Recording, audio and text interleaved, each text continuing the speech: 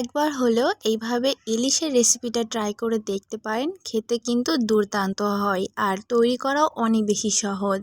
গরম ভাত কিংবা পোলোয়া সব কিছুর সঙ্গে কিন্তু ইলিশের এই মালাইকারি রেসিপিটা অনেক মজা লাগবে। তো চলুন রেসিপিটি দেখে নেওয়া যাক। এর জন্য প্রথমেই নিয়েছি হাফ কাপ পরিমাণ টক দই। এখন এর মধ্যে দিব 2 মুঠ ভর্তি করে পেঁয়াজের বেরেস্তা। এইভাবে হাত দিয়ে একটু ক্রাশ করে দিতে হবে, এতে করে ম্যারিনেশনের সময় সহজ হবে ম্যারিনেশন করাটা। এখন দিব পরিমাণ মতো লবণ, সাথে দিব 1 চা চামচ ভর্তি করে লাল মরিচের গুঁড়া, সাথে দিব হাফ চা চামচ ধনিয়া গুঁড়া। আরও এখানে অ্যাড করছি 5 থেকে 6টার মতো কাজু বাদাম পানিতে ভিজিয়ে রেখে বেটে নিয়েছি। আর এখানে দিয়েছি পেঁয়াজের বেরেস্তা ভাজা তেল। অবশ্যই বেরেস্তা ভাজা তেলটা ব্যবহার করার চেষ্টা করবেন, এতে করে কিন্তু এই রেসিপিটা অনেক বেশি ফ্লেভারফুল হবে। এখন সব কিছুকে খুব ভালো মতো করে মাখিয়ে নিতে হবে। মাখানোর সময় এই মশলাটা দিয়ে যে কত সুন্দর একটা অ্যারোমা বেরোচ্ছিল, এটা না তৈরি করলে বুঝতে পারবেন না। খুব ভালো মতো করে মাখানো হয়ে গেছে। এখন এর মধ্যে আমি বড় সাইজের 4 টুকরা ইলিশ মাছ দিয়ে দিব। চাইলে এর থেকে বেশি পরিমাণ ইলিশ দিয়েও তৈরি করতে পারেন। এখন খুব ভালো মতো করে ইলিশটাকে মশলার সঙ্গে মাখিয়ে নিতে হবে। হাতে একটু সময় বেশি থাকলে এটাকে 30 মিনিটের জন্য রেস্টে রাখবেন, আর যদি সময় কম থাকে তাহলে 10 মিনিট রেস্টে রাখলেই হয়ে যাবে। এখন আবার একটা কড়াইয়ের মধ্যে দিব পেঁয়াজের বেরেস্তা ভাজা তেল, আর সাথে দিব 2টা শুকনা মরিচ আর 4 থেকে 5টা কাঁচা মরিচ। অবশ্যই কিন্তু মরিচটা মাঝখান থেকে ছিঁড়ে নেবেন, না হলে কিন্তু ফেটে যাবে।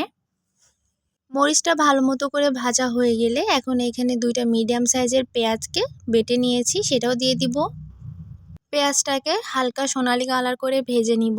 ভাজা হয়ে গেলে যে মশলাটা দিয়ে আমরা মাছটা মাখিয়েছিলাম, মাছগুলোকে তুলে রেখে সেই মশলাটা কড়াইয়ের মধ্যে দিয়ে দিব। এখন মশলাটাকে খুব ভালো মতো করে কিছুক্ষণ কষিয়ে নিতে হবে। পেঁয়াজ বাটার সঙ্গে মশলাটাকে কিছুক্ষণ কষিয়ে নেওয়া হয়ে গেলে মশলার যে বাটিটা রেখেছিলাম সেটা ধোয়া একটু পানি এর মধ্যে দিয়ে দিব। এতে করে কষানোর সময় আর এক্সট্রা করে কোনো পানি দেওয়ার প্রয়োজন হবে না। পানিটা দিয়ে খুব ভালো মতো করে তেল উঠে আসা পর্যন্ত কষিয়ে নিতে হবে।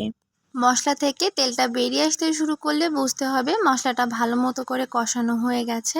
এখন এর মধ্যে মাখিয়ে রাখা মাছগুলোকে দিয়ে দিব। এই রান্নাতে বাড়তি কোনো মশলা দেওয়ার প্রয়োজন নেই। এই অল্প কয়েকটা মশলাতে এই মাছের কারিটা খেতে কিন্তু অসাধারণ লাগবে। মাছটা দিয়ে 2 থেকে 3 মিনিট একটু অপেক্ষা করতে হবে। এরপরে এইভাবে মাছটাকে আলতো হাতে উল্টে দিতে হবে। 2 থেকে 3 মিনিটের মতো রাখলে এক পাশ ভালো মতো রান্না হয়ে যাবে। এইভাবে আলতো হাতে মাছটা নেড়ে দিতে হবে যাতে নিচে লেগে না যেতে পারে। মাছটাকে মশলার সঙ্গে এভাবে নেড়ে চেড়ে কিছুক্ষণ রান্না করে নেওয়ার পর এখন এখানে দিব 1 কাপ পরিমাণে দুধ। এখানে আমি 1 কাপ কুসুম গরম পানির মধ্যে 3 চামচ গুঁড়া দুধ ব্যবহার করেছি। আর যদি এখানে গরুর দুধ ব্যবহার করতে চান তাহলে কিন্তু অবশ্যই জাল করা দুধটা ব্যবহার করবেন। এখন মাছ আর মশলার সঙ্গে দুধটা ভালো মতো করে মিশিয়ে ঢাকনা দিয়ে রান্না করতে দিব। মাঝে মধ্যে একটু ঢাকনাটা উঁচু করে আলতো হাতে নেড়ে দিতে হবে। এই কাজটা 2 থেকে 3 বার মতো করলেই হয়ে যাবে। আমি একটু নেড়ে চেড়ে আবারও ঢাকনা দিয়ে কিছুক্ষণের জন্য রেখে দিব। এই অবস্থায় দেখতে পাচ্ছেন ঝোলটা কিন্তু অনেকটা টেনে এসেছে, মশলাটাও প্রায় অনেকটাই মাখো মাখো হয়ে এসেছে। মাছটাকে এইভাবে আলতো হাতে নেড়ে চেড়ে দিতে হবে। এখন এর মধ্যে অ্যাড করব 1 চামচ ঘি, এতে করে অনেক সুন্দর একটা ফ্লেভার আসবে। সাথে দিব অল্প একটু পেঁয়াজের বেরেস্তা।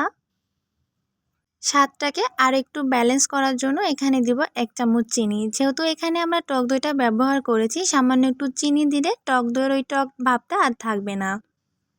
এখন মাছটাকে আরেকটা বার উল্টে দিব, দিয়ে তেলটা উপরে ভালো মতো করে ভেসে আসা পর্যন্ত এই মাছের কারিটাকে রান্না করে নিতে হবে।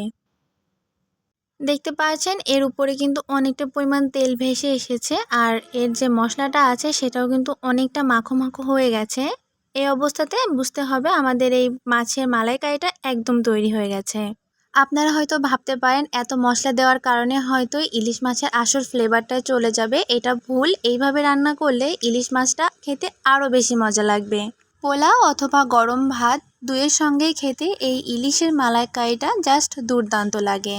আশা করি আমার আজকের এই ভিডিওটি ভালো লেগেছে। দেখা হবে নতুন আরও একটি ভিডিওতে। আল্লাহ হাফেজ।